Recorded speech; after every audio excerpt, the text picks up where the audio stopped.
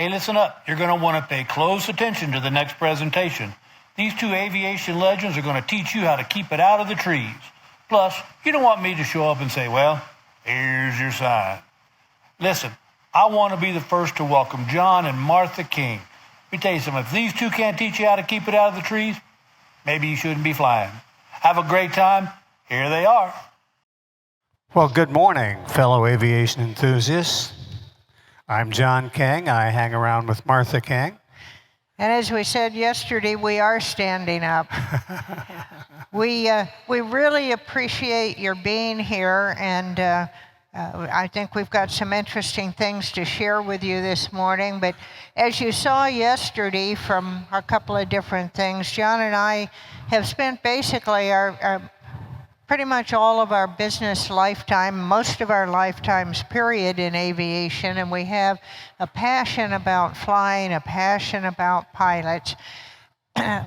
Probably like many of you, John and I have always owned just a little bit more airplane than we could probably afford. Anyone in here had that same kind of, I see a lot of hands out there, John.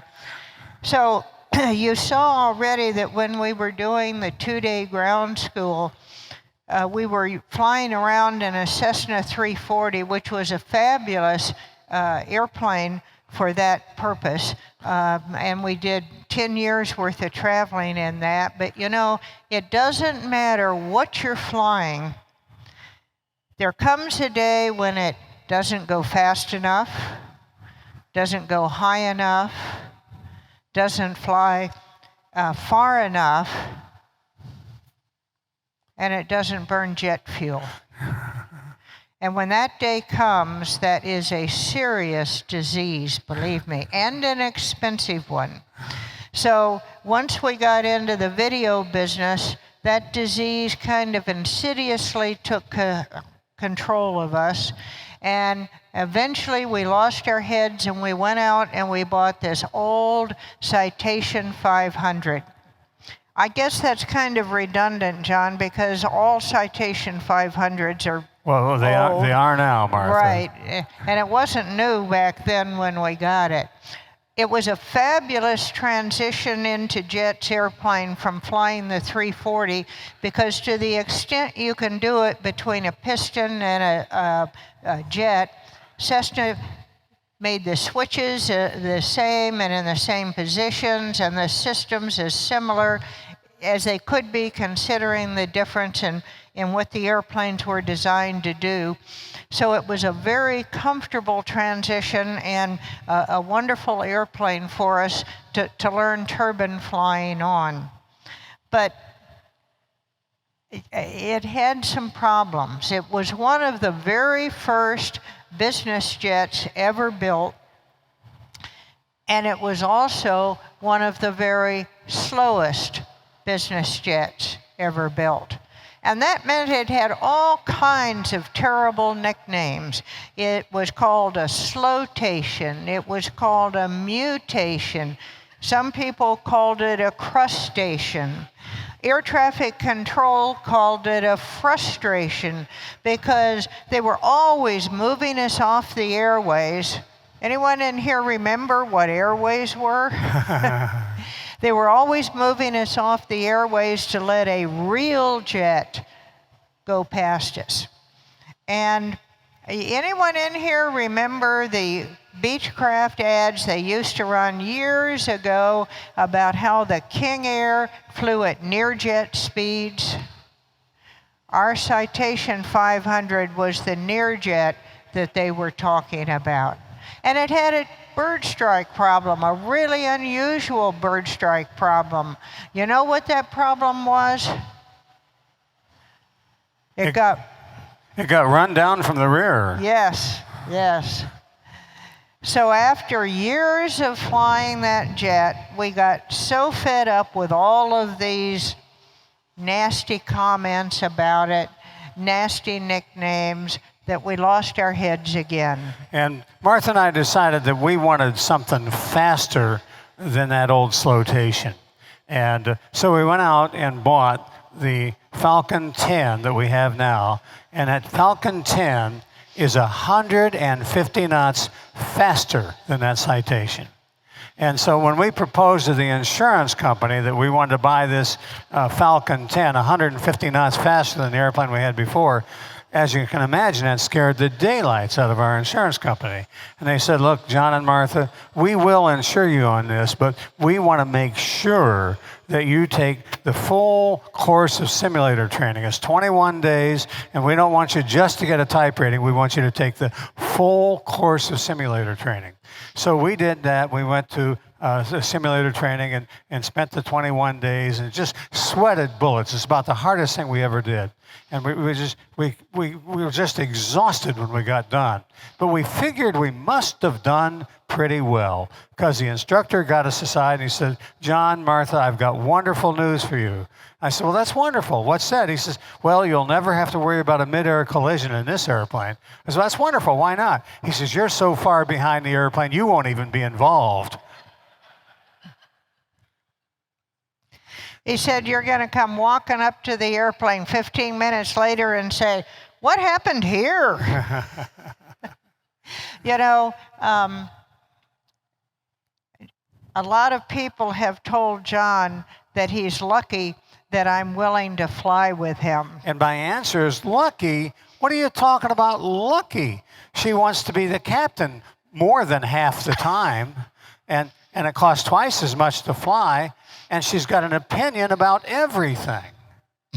But you know, John likes to think that our relationship exemplifies that old saying that behind every successful man stands a great woman. And that's exactly how I feel about it, Martha. He doesn't realize that the truth is, in front of every great woman stands some guy without a clue who's blocking her view.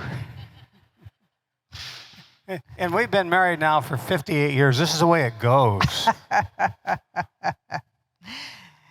Well, we're not normal, John, and that's because, like these folks, we're general aviation pilots. You know, if there's any question about it, I want to make it clear right now. Martha's only a little bit better pilot than I am. So general aviation pilots are not normal. Flying is fun because it uses all of your aptitudes. Yeah, the reason they're not normal is normal people don't do extraordinary things. And you are doing something that uses everything you got. It uses your mental capabilities, your physical capabilities, your emotional capabilities, and it uses your motivation and goal orientation. And you know, goal orientation is a wonderful thing in most of life, but goal orientation in an airplane can be a risk factor, and we'll talk about that later on. So what we want to do this morning is talk about honest discussions about safety, why they're particularly important to general aviation. And the reason that they're particularly important to general aviation is because we don't have all of the systems that the airlines do that help keep airline pilots and airline aircraft safe. We don't have the dispatchers. We don't have in general, the second pilot in the cockpit. We don't have our own weather forecasting service, dispatchers, the whole bit. Risk management in general aviation is basically up to the pilot. But a lot of times, discussions regarding safety are not helpful or insightful, and sometimes they can actually be counterproductive. For instance, occasionally, we haven't heard this for a long time because there's not been any major airline accidents, but after a major airline accident, one might hear the Secretary of Transportation, the administrator of the FAA, say something along the lines of, safety is our #1 priority, or there can be no compromise with safety. How many people in here believe those are totally true statements? Well, we're going to argue with them We a got little bit. one or two, but we're going to tell you why we don't think that's true. We think that those are very comforting assertions for the general public because they are an indication that the Department of Transportation or the FAA has a firm resolve that they're going to do better, that they're going to work on whatever the issue was. But they aren't, in our opinion, and cannot be completely true. And the reason is because going somewhere, going anywhere, moving any motor vehicle confirms that moving that vehicle, aircraft in this case, ranks ahead of safety. It would always be safer to stay put. There is a saying in the maritime industry that a ship is safest in the harbor, but that's not what ships are built for. An aircraft would be safest in the hangar if it never moved. But that's not what we build airplanes for, aircraft for, and want to use aircraft for. So anytime we start an engine in any kind of vehicle, particularly aircraft, it confirms that moving the aircraft for some purpose ranks ahead of safety. We can say safety is a core value, but we can't say it's our number one priority. You can't start an engine without compromising safety. To say there can be no compromise with safety means you couldn't ever start an engine. You couldn't ever move an aircraft, because as soon as you move an aircraft, you've compromised safety. So what we're saying is wrong with these statements is that they tend to be untrue, absolute, and they tend to distract. They tend to end the discussion. They're intellectually dishonest. And since it ends the discussion, we don't wind up saying very thoughtful things, things that are helpful. So we're going to talk about today things that we can say that are helpful. And safety advice, when it's given to people, very often tends to come across as preachy and smug and superior. And come across as demeaning criticism, offensive criticism with very little guidance. You know, when Martha and I started flying, we did a lot of things that scared people, and legitimately scared people because we did stupid stuff. But the advice we got from people turned us off. It was offensive to us, and we still do this as an aviation community. We still say things like, you're a failure in judgment, and you don't good job of aeronautical decision making. Well, the thing that's wrong with telling those people those two things is it gives you no guidance. If I don't have any judgment, I mean, my parents knew for a long time I don't have any judgment. So when you tell me I don't have any judgment, it's nothing new. But it doesn't tell me what to do. It gives me no positive guidance. Same way with aeronautical decision making. Another thing that's wrong with aeronautical decision making, as far as I'm concerned, is it kind of implies you get to a point and then you have to decide, am I going to go left or right? You make a decision. We think it's far better to think about risk management, because that's a proactive habit of identifying risks and mitigating them. And so we suggest that we in aviation do things that give people guidance. Risk management gives you guidance. It says identify risks and mitigate them. And so it tells you something to do. Whereas if you say you can't make you're bad at aeronautical decision making, it gives you no guidance, doesn't tell you what to do. One of the things is that our approach is that safety is an outcome that you want to have, but risk management is how you get to that. So what we want to do as pilots and as flight instructors teaching pilots, we want to teach them to conduct risk surveillance. And we're going to talk this morning about some risk management tools that John and I use all the time, and hope that they are useful to you, and hope that it gives you and your students a common vocabulary to talk about situational awareness and risk management. As you've observed, Martha and I have this habit of making up words to help people remember things, like place grapple with TNT, those kinds of things. And we've got words where we say, regarding risk management, use the tools of PAVE, CORD, and CCARE. And we'll talk about those. First of all, let's talk about the tool of PAVE. And it's a word we made up to help remember things. We did it with the FAA a lot of years ago. We did it in combination with the FAA. So we use the phrase pave your way to a safe flight, and it's a tool to use when you're planning a flight before you've ever gotten close to the airplane. And what PAVE does is takes the risks, potential risks, and puts them into 4 different categories.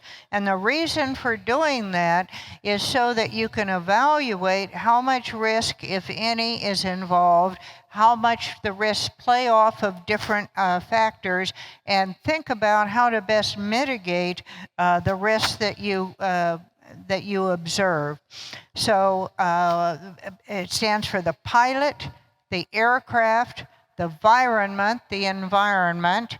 We've got to have our acronym, and that one's a little tortured. We wanted to spell a word, so we used the V for environment. And the E stands for the external and internal pressures on the pilot involved. So the first is the pilot himself or herself. Let's take a look at the risk for the pilot. First of all, when you're talking about the pilot, you want to ask, is the pilot current? Are they current in this aircraft? Are they current in the conditions? Are they current for night? Are they current for IFR? So look at the conditions you're going to fly in and make sure the pilot is current in those conditions. And another thing you think about, the FAA uses the tool called I'm Safe. And you're looking at the pilot, and does the pilot have any illness problems that would interfere with a safe flight? Taking any medication that would be a problem? Are they under particular stress right now? Is alcohol going to be a problem? And fatigue and food. A lot of people will work all day, and then in the evening go out and go flying without having eaten anything. So in that case, fatigue and food could be a risk factor in the flight. And finally, emotion. You know, if you're mad at the world, flying an airplane is not a good way to work it out. So the FAA says use this I'm Safe checklist and think through what's going on with the pilot physically and mentally, and are they ready to fly this aircraft right now on this trip? The A stands for the aircraft. And all aircraft have limitations. What we're saying is this the right aircraft for the trip that you propose? And if it's not the right aircraft, you can use another aircraft or alter the trip. In other words, if you're asking the aircraft to go higher than it's able to go a different route. If you're asking the airplane to fly further than you're able to go in that aircraft, then plan a fuel stop. So what we're saying is it's not go or no go. I really think it's a mistake when you talk about risk of go, no go. What we're saying is modify the trip to bring it into make it a safe trip and to minimize the risk or to mitigate the risks. And there's no such thing as safe or not safe. It's a matter of risk. It's a gray scale. Well, and so mitigate the risks and just make it safer.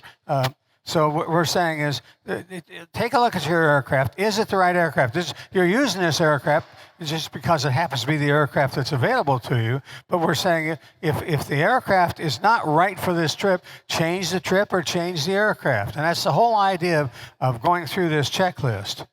Okay, the V in PAVE stands for the environment.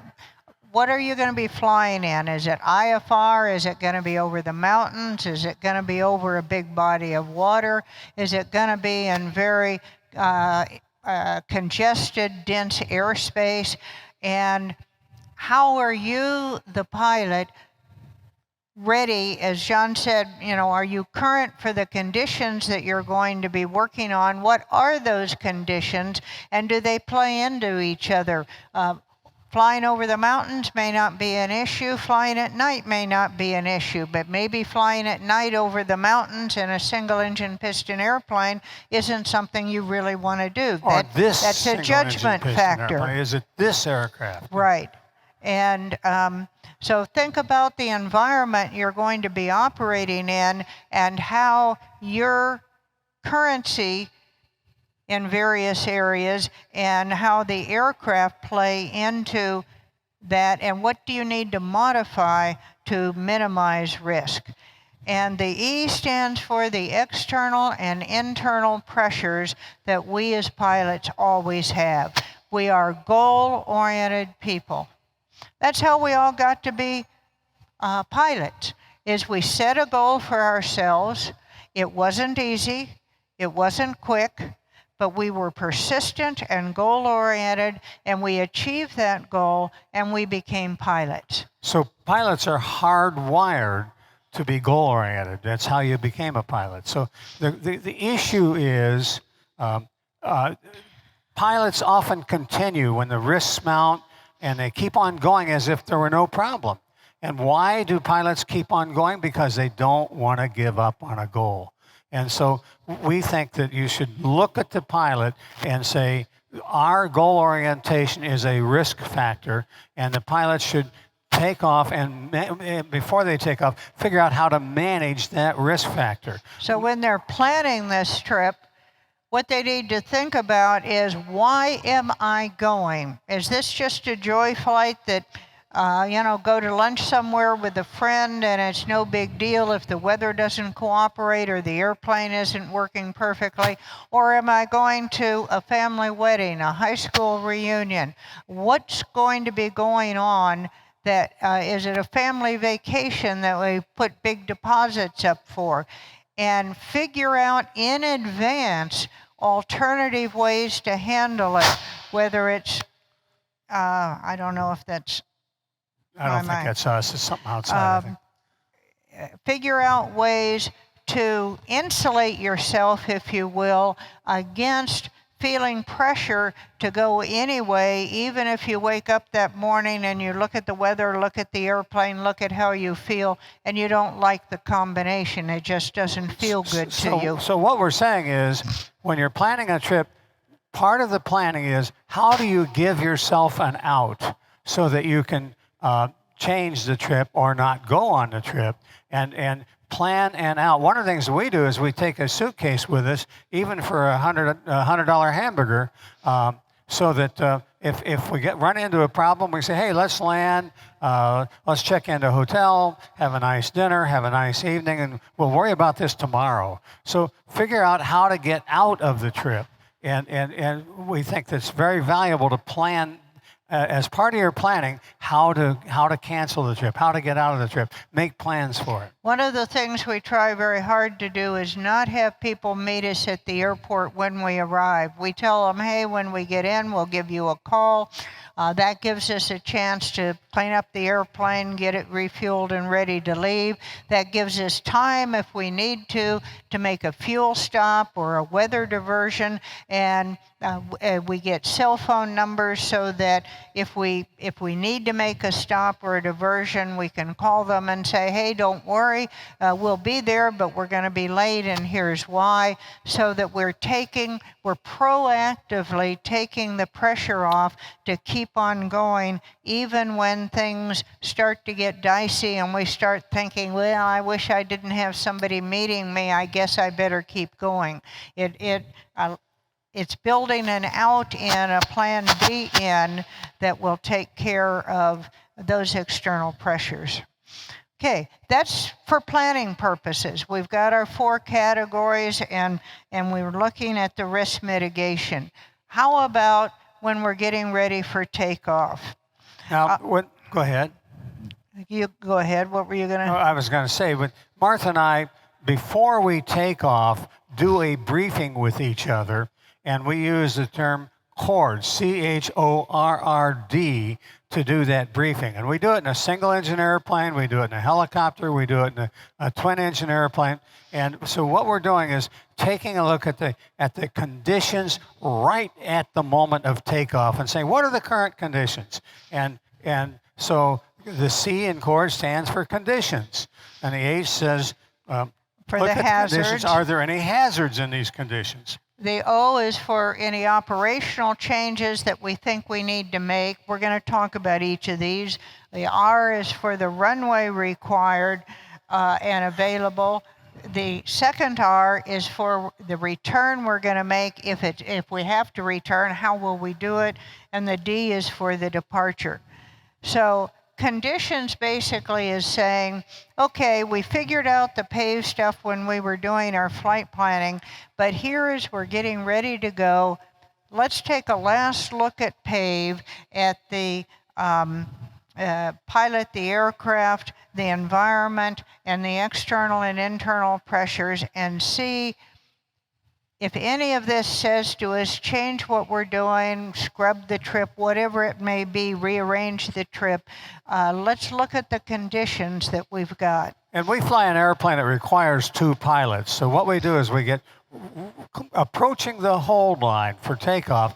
We go through the last minute conditions and say, what's going on right now? Is the runway slick? Is the wind? We have a strong crosswind. What are the conditions that might cause us concern right at the moment? And these are things that you wouldn't have known in advance. You're just looking around right now and saying, here, let's brief it and let's talk about it. And so what hazards, the H is what hazards are we looking at? Are there thunderstorms off in the distance or maybe fairly close to the airport? Do we have obviously heavy traffic going on? Do we have some kind of weird winds that weren't forecast, that are maybe a stronger crosswind than we thought it was going to be? What are the hazards that we're observing as we're going out to the runway that might make a change, O, in our operational procedures? Operational changes might be at a non-towered airport changing to a different runway. It could be for the departure using a different flap setting. It could be doing a fully stationary, full power up before you release the brakes to go. It could be discussing, for instance, in our airplane, in the Falcon, sometimes we will say this runway is wet and relatively short. The default position is to go rather than to stop, because stopping's not going to be real easy. You're talking about if we had an engine failure. If we had an engine failure or some other kind of significant issue, as long as the airplane will fly. And a twin-engine jet will pretty much always fly on, even with an engine loss, provided you've got enough room to get up to the proper speeds. So we look at what operational changes we might make. And then the first R stands for the runway required. There are 2 R's, obviously. The first R stands for the calculations. Before you go, you've calculated the runway required. And then you match up that against the runway available, and just remind yourselves that the runway required is 4,000 feet, and we have 4,600 available. And then we discuss whether we're happy with that. So you match the runway required versus the runway available. The second R is the return.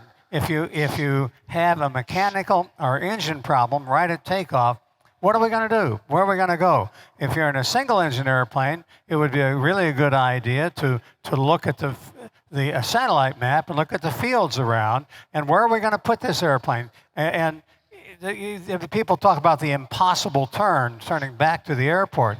You might be able to do that, but you wouldn't want to do that without having worked it out in advance.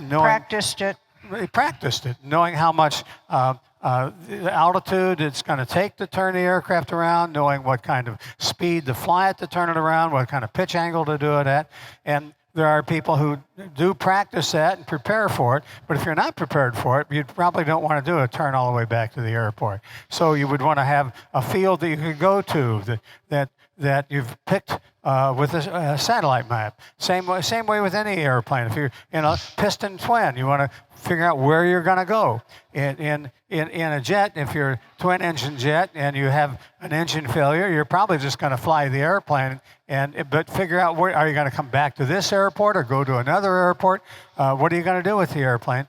And then finally, the D is if you're in a twin-engine jet, for instance, your clearance. Where are you going to go and what altitude are you climbing to?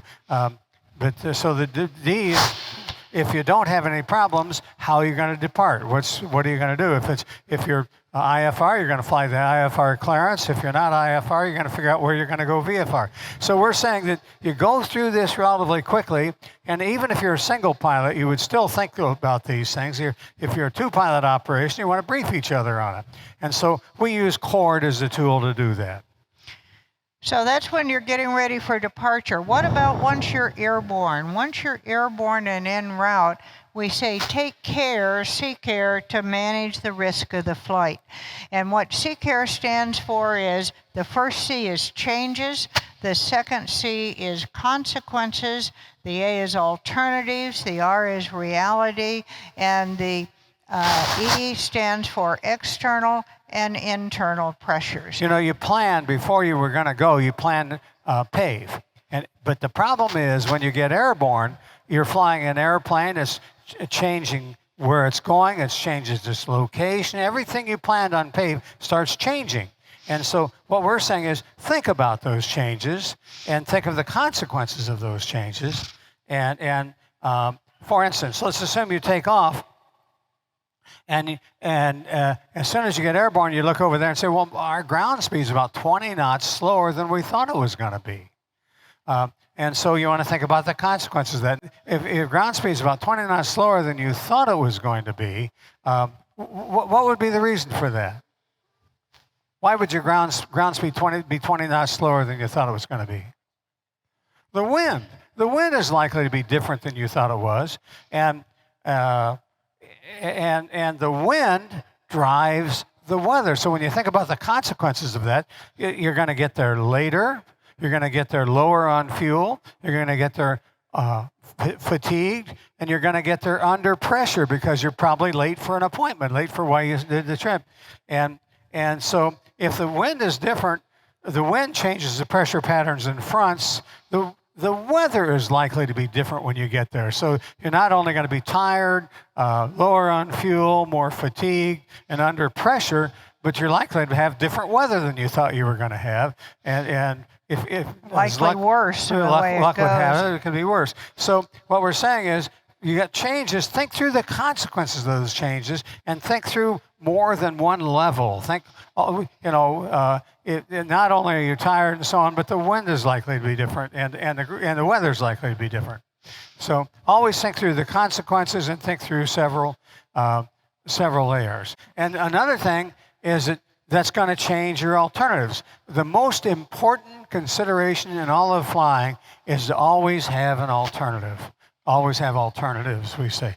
But so what you want to do is think about how did this change affect our alternatives?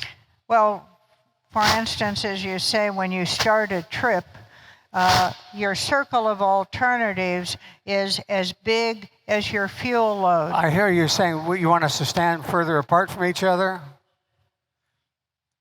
Okay, we'll give that a try. Okay. So your circle of alternatives at the beginning of a trip is the fuel to your destination and then the fuel, whatever reserve you have beyond that. But the further you get into the trip, the more that circle of alternatives shrinks. Yeah, when you first took off, you had this huge circle of alternatives that is equal to the fuel to your destination plus your reserves. And as you fly along, that circle of alternatives gets smaller and smaller and smaller. And at the end of the trip, the circle of alternatives is limited to just your reserve fuel. And what we're saying is the most important consideration is always have an alternative. So as you're going along and as your circle of alternatives shrinks as you're flying, it becomes a no-brainer just to land, fuel up, and re-expand your circle of alternatives. So you manage your alternatives, you manage your circle of alternatives. So that not only in your planning, but while you're flying, you continue to have not only your plan, but plan B, plan C, depending on the weather and the environment, maybe a plan D, just always have alternatives. The R in CARE stands for reality, and reality means deal with things as they are, not as you planned them to be. Let me ask you a question. What is the biggest cause of cross-country fatalities in general aviation? The biggest cause of cross-country fatalities, what do you think? Shout me out something. I'm going to, go ahead, somebody. Well, continuing VFR flying in worsening weather conditions. People just keep on going as if nothing had changed. So why do people deny the change? Because they want to continue the flight. They want to do what they want to do because they're very goal-oriented people. Nobody takes off into weather that they know is going to kill them. They take off with an iffy forecast, or maybe even it was an okay forecast, not really an issue, and the weather is not as forecast. Or the forecast is for the airport's still fine, but the route between their takeoff and destination point is not as good as it was forecast to be. And they just keep right on going with not very good results. So we have to internalize ourselves and make sure that our learning pilots internalize that when things change, they need to change their plan. And why do they keep going? It's those internal and external pressures, because as John says, we are goal-oriented people, and we really, really, really hate to give up on a goal. We don't want to let those pressures make us ignore risks that are sending up red flags all over the place, but we're ignoring them because we have a goal that we want to get to. We as pilots need to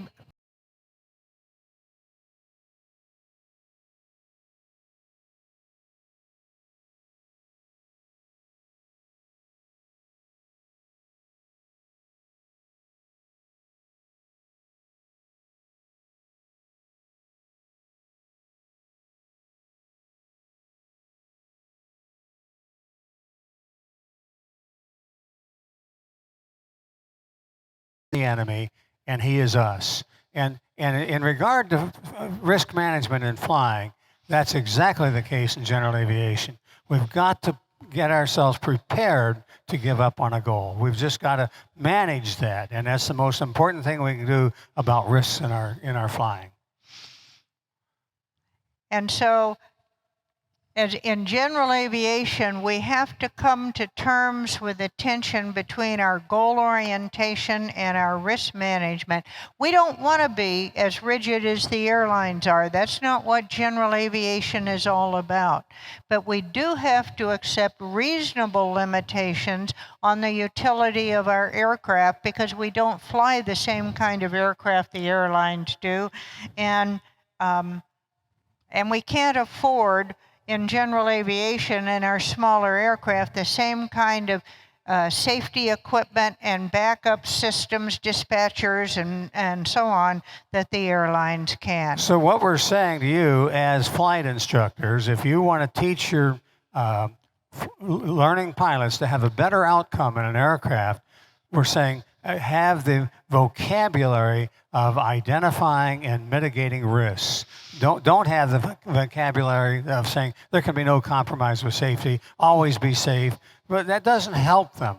But what helps them, if you identify the risks and mitigate those risks. Give them tools, these tools or others that you may have in mind, but give them tools to manage the risk productively and in a way that is acceptable to them, so that they don't have to look at it as a go, no-go decision.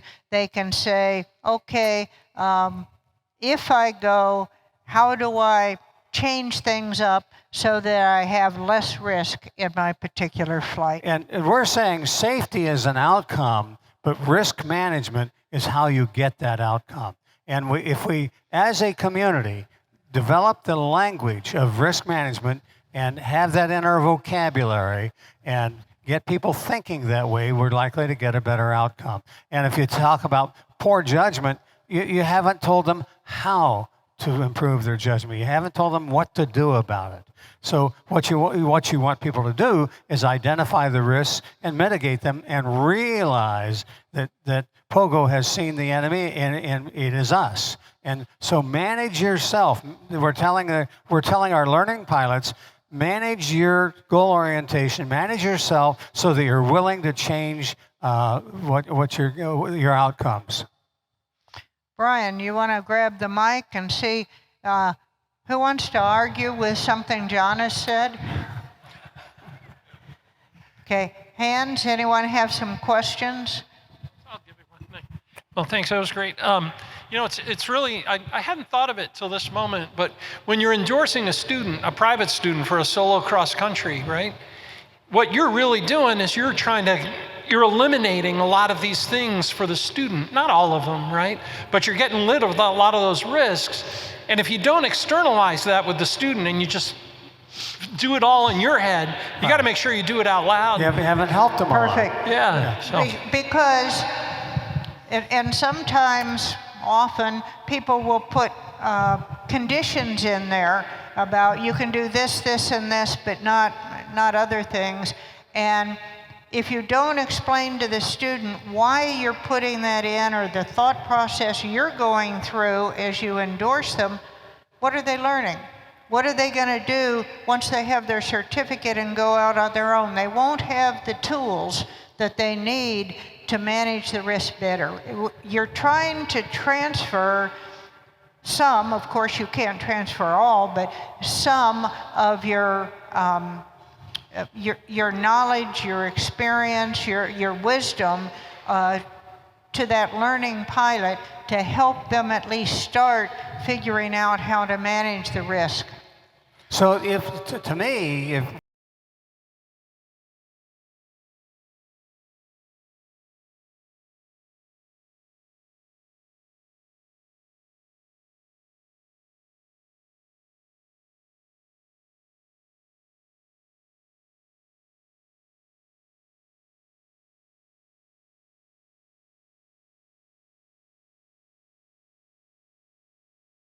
student to go on a solo cross country, does that student that early on in their career understand they can deviate? So, you know, that's something that I got an endorsement to go from A to B. So do they think they must go there? Okay, so maybe that's a conversation to have with a student as well. Very good thought, Brian. Thank you. That's, of course, why examiners work on the idea of a diversion. Rock had a question.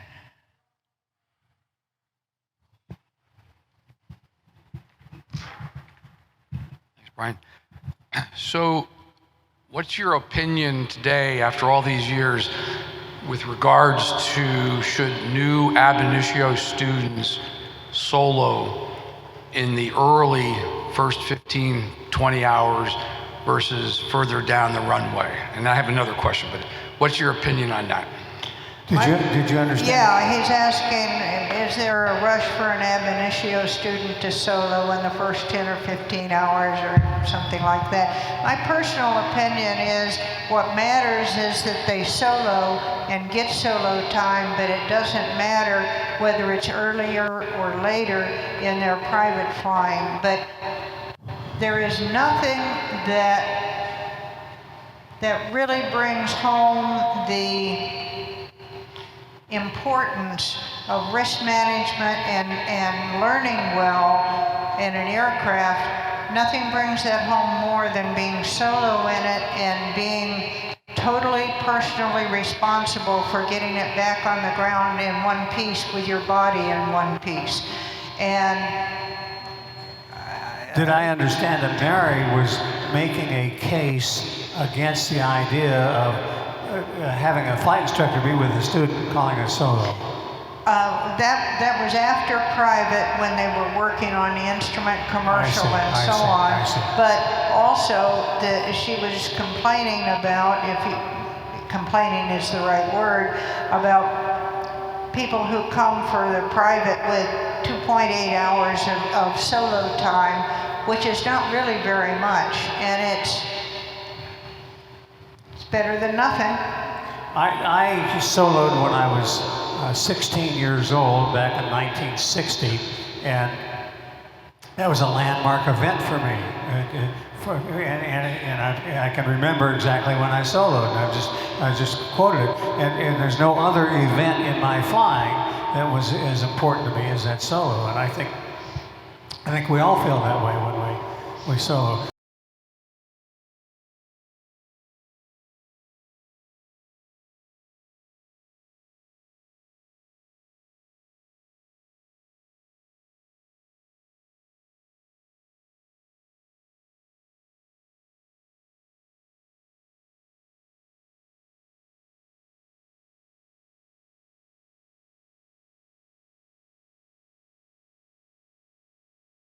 Understand that. I mean, if you think it's tough for the student, it's really tough for the instructor to sign that logbook off and say that this person can go out and I've said they're going to be okay. It's scary on both ends. I guess part of what happens in a lot of the ab initio schools is they know the people are headed for the airlines. They know they're going to be doing a lot of crew flying very soon, and they want to get them in the habit of flying as a two-crew. In their mind, the benefits of flying solo is minimal because it's not how their flying is going to go. Yes. From a procedure standpoint, I agree with that, but not from a ability to take responsibility and to understand what it really means to be the one who has to make the decisions about keeping the airplane and the people safe. Any more questions? Did you have a follow-up? Yeah. Okay. Would you support an annual flight review versus once every 2 years? I don't know. You'd have to sit down and think about the pros and cons.